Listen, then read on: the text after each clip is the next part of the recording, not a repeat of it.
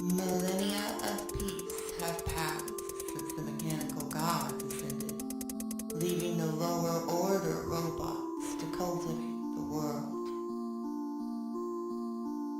But something forgotten and terrible now stirs amidst the stars. The Mega Beast, a pulsating moon-sized orb of flesh and countless eyes, mouths and reproductive organs, penetrates the stratosphere and spills its children onto the world. It is up to you, a lone robot, to fight this unstoppable plague of meat.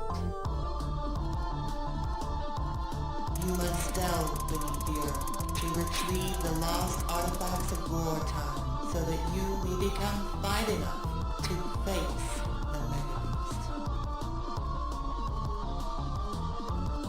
Should you fail, your carcass will be added to the mountains of metal already scraping the sky.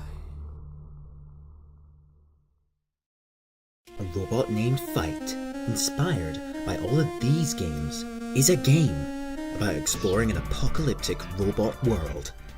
Getting gadgets, shooting alien parasites, jumping on platforms, getting dead, unlocking shit. I'm not happy with this. Is a game about exploring. It's been way too long since I've done this. Robot world, getting gadgets, shooting it. Why am I? No! A game! It's this game, okay? It's basically what it is, alright? You'll be getting gadgets, shooting aliens, jumping on platforms, getting dead, unlocking shit and doing it the fuck again. Let's see, you play as this gal, and it is your job to gather as many upgrades as possible and kill a giant ball of abortions to save your world from a lifetime of cancer. These graphics look fucking dumb. No, they do not. They are. Look at them. These graphics are fine. Hey, They're why pretty would cool you play a style. game that looks like that? These people put a lot of effort in what? So basically how it works is this is Retroid.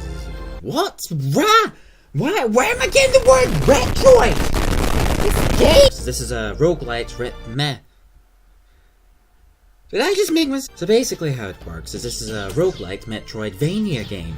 The roguelite part meaning that death is permanent, so every time you die, you're sent back to the beginning of the game again. However, upon death, the level's layout will change, and you will also unlock new stuff, which will be added to the game once you start it again. And the Metroidvania bit is the interesting part. This means that progression throughout the levels will consist of a lot of dead ends. These usually consist of doors that you can't open, small gaps that you can't fit through, or high ledges that you can't reach. So you'll backtrack and explore somewhere else until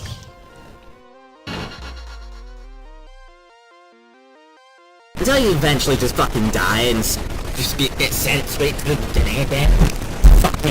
Until you find an artifact which allows you to do something you couldn't quite do before. And then you think... Hey! Huh? What? And then you think... I don't get it. This was your cue, you gumhead! I didn't understand what you wanted me to do. God's sakes, Oh, wait, take you want me to two! see that now? So it allows you to do something new, and then you think... I wonder if this had something to do with that one door I had just seen. And so you will venture back to that door, and the next thing you know... Ooh! Then you'll die and start all over again. Progress to the next area where you'll find more branching paths with more rooms that you can't reach. So you'll explore even more, stumbling upon more gadgets, secrets, and more curious things. Then eventually you'll find this one room that sounds like... Sounds like using a public toilet.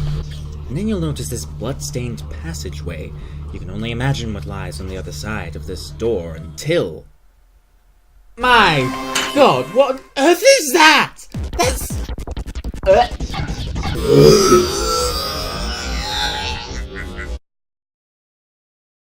And then you know you'll just kill that abomination, granting you the ability to proceed deeper into the level, to a point where you can no longer turn back.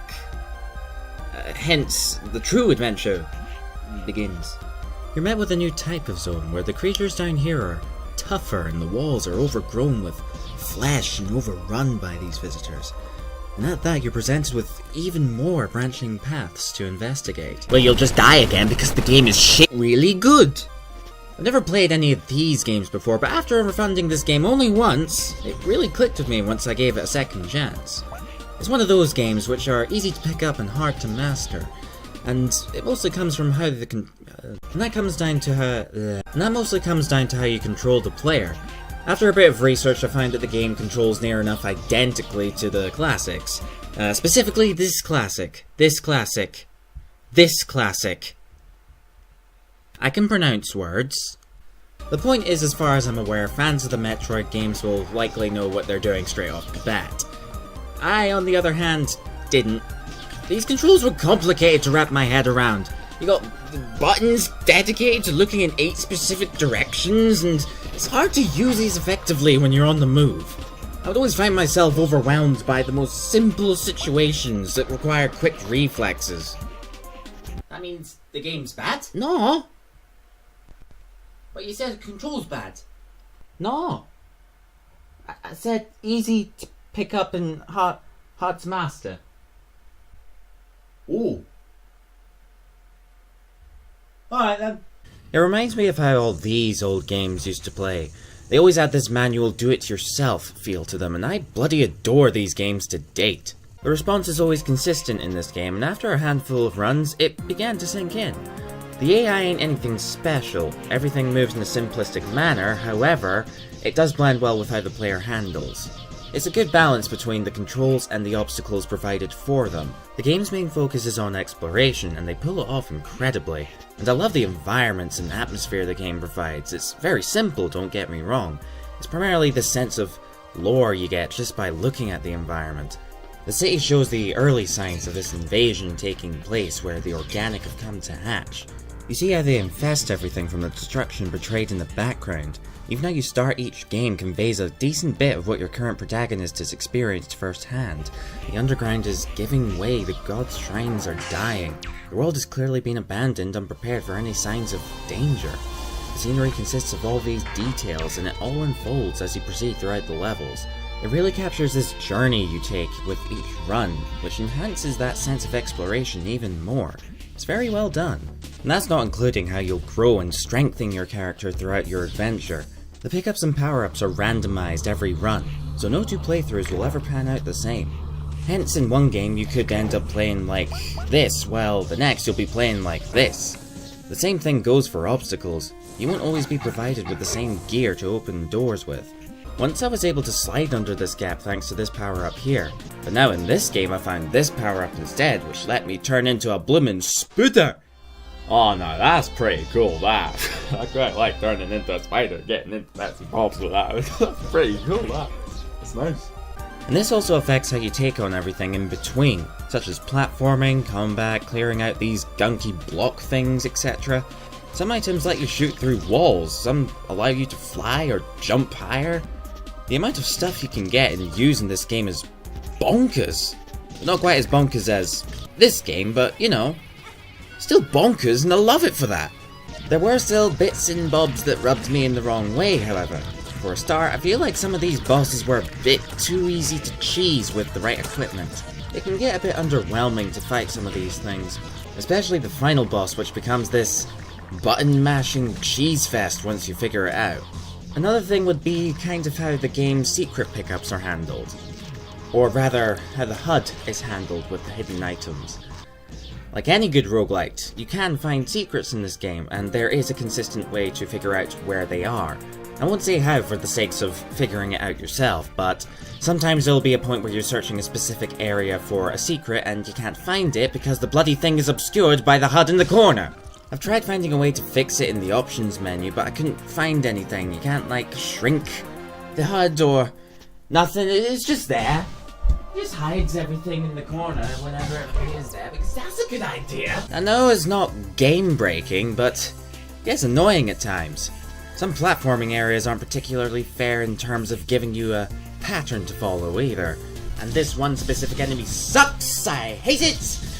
That thing could go and chew on some knobs. What on earth did you just say? I said it can go chew on knobs. It's a game I'm playing. It's pretty good.